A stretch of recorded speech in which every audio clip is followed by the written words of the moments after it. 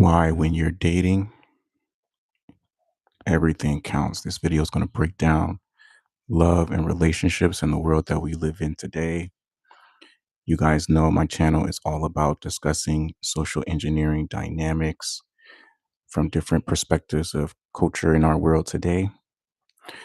White identity extremism, the impact it has had on our society, and how different races and ethnicities and people groups organize around these ideologies. Economy is ran by ideology and psychology.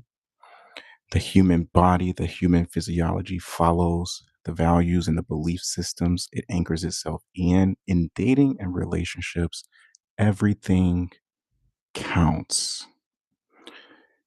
Your perceived leverage. How much do you believe you benefit or disadvantage in society today, whether it be due to your wealth, your status, your race, physical attractiveness, family history, your relationship to your family, your exes, your trauma history, your mental health, your diet, where you work, why do you do the work you do, why everything counts when you're dating in this world today. A lot of us as human beings want to be good old people, and we believe that a lot of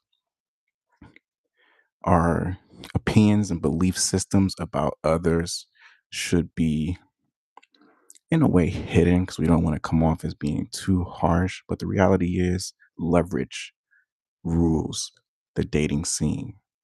You're not going to enter into a loving relationship without discussions around race, around finances, mental health. Even though these discussions may be taboo, they are major factors in the dating world today. Leverage is perceived options, perceived desirability, and perceived standards. It's not just what you have, it's what others believe you have access to.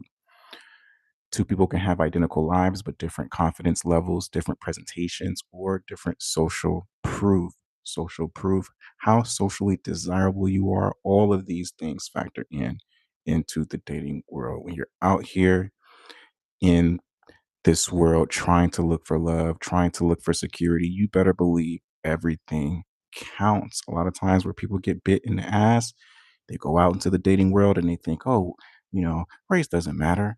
Where they work at doesn't matter. Physical looks doesn't matter. You better believe it matters. And the things that you ignore in love and relationships in this world are going to come back in the end and bite you in the ass when you're dating. In dating, everything counts. Why humans scan for everything. Dating today is a risk assessment. It's disguised as physical attraction, but underneath it's a risk assessment. What is the ROI if I invest into this person?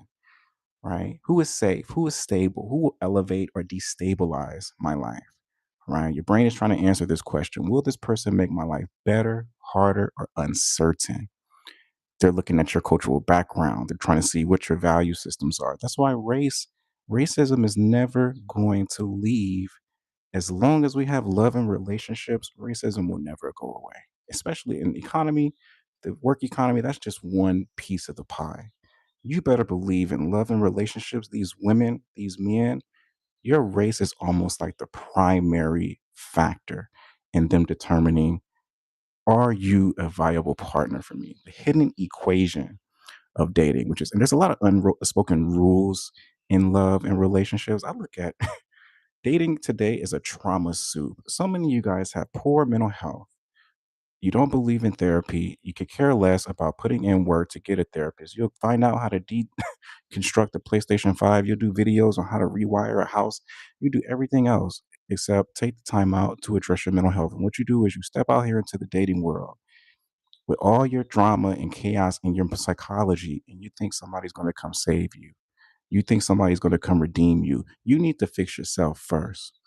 The hidden equation of dating, this is often unspoken. People are constantly asking without saying it. What do I bring? What do they bring? Is this equal, better, or am I compromising? This creates perceived leverage gaps. If someone believes they have more options, they negotiate less. Physical attractiveness is a big thing. A lot of people don't want to admit it. How you look, physical attractiveness is also a deal breaker. A lot of it's funny how the dating world works. It's almost this mystified sort of space where a lot of the rules that people feel like they don't apply in the economy, in the work economy, or rules that apply in the dating world. Have you noticed that? Like they won't talk about race, they won't talk about, you know, sexual attraction. They won't talk about lust. They won't talk about, how rich you are. They won't talk about a lot of these conversations outside of the dating sphere is almost like a little bubble. It's almost like what happens in here stays in here, but it really doesn't. All of the stuff that happens in the dating world is stuff that's happening in the real world. You guys are just human beings are some master manipulators. You guys are good at keeping your mouth shut. You know how to be. I believe all people are two faced. I believe all people are two faced. They know that there's these rules in the dating world that can be traumatizing. Dating today is just traumatizing. Yeah, you can get some good out of it. Yeah, you might find somebody who you may click with, but it's traumatizing because a lot of you guys are coming from so much trauma. You have these really unhealthy belief systems, these unhealthy perspectives and attitudes toward different cultures, different races, different belief systems. And then you tell yourself, well, black men aren't good enough. Black men are bad. I'm gonna go find me a good old white identity extremist. They're better. And the next thing you know, you're missing or you end up murdered. There's all this controversy, and it happens more than once. And I'm mindful it's not just black or white people. You see this a lot with even Asian women ending up missing or dead. You guys think certain cultures are so much better, right? Oh, these guys are so bad. All this bullshit you tell yourself. And then you go off of your own understanding. In the Bible, it says, lean not into thy own understanding. And you go latch on to someone who you believe with your fleshly orientation is so much better. Now your ass is dead. And I'm thinking, like, damn, don't these motherfuckers get it? How many times do human beings gotta get hit with the fucking hammer to really wake up and understand, damn, maybe I need to find a different way of thinking or a different way of approaching this. But you guys just don't learn, man. I was like this. Where leverage come from? Where does leverage come from? Biological signals. If there's an attraction layer, right? There's leverage in physical attractiveness. Some people feel like, well, white guys look better. A lot of you niggas, you burn out, right? You got people who believe this shit. You're too dark, right? White is right, right? So physical attractiveness leverage, health, fitness, and youth markers, sexual energy, and presence. These trigger initial interest and access. Two, social signals, the status layer, right? Where do you work? This is why social media is a big thing right now. Everybody's trying to look for social status leverage. If I can get my channel popping, all these hoes gonna love me.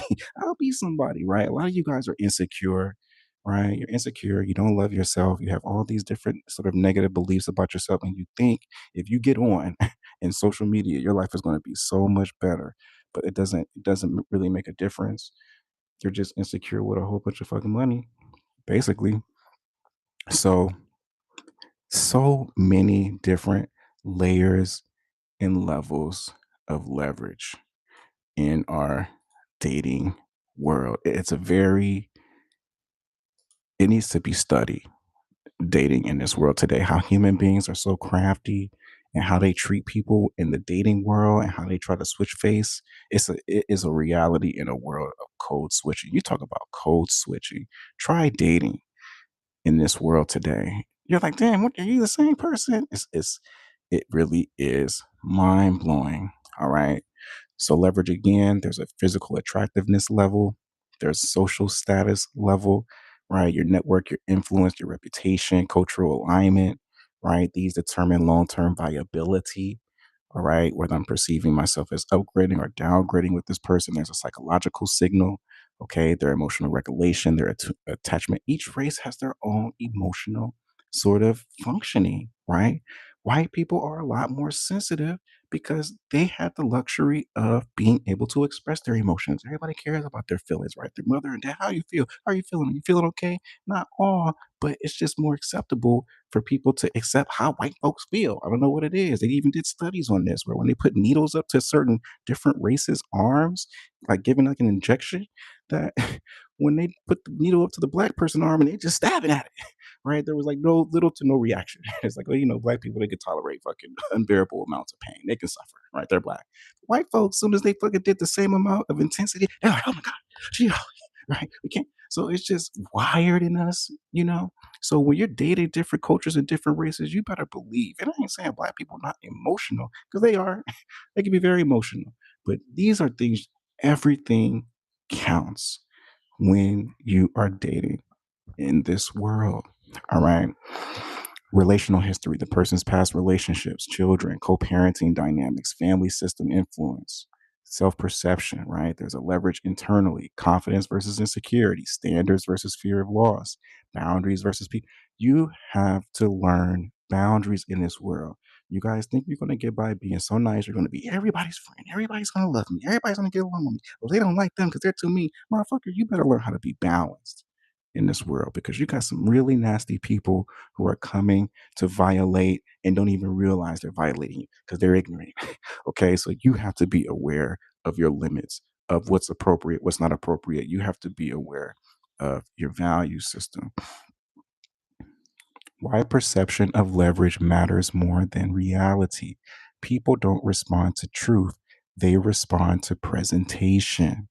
If someone believes they have options, they act selective, they delay commitment, they test more. That's why you see a lot of these attractive folks. Those can be some of the most hardest human beings to try to pin down. All right. They already feel like they got it all. They got all the options, right? That's the most dangerous human being you can really work with, is a human being that knows they have options. Oh my God. When you're dealing with a human being who knows they have options, that can be some of the worst people to deal with, unless they know how to manage it and still be humble and not let that kind of inflate their ego where they're beating you down. That can be some of the most difficult personality to deal with. They tend to test you more, you know, they delay commitments, they act really selective. If someone believes they lack options, they tend to overgive, they tolerate misalignments, and they ignore red flags. You got to find a healthy middle. All right. This is just part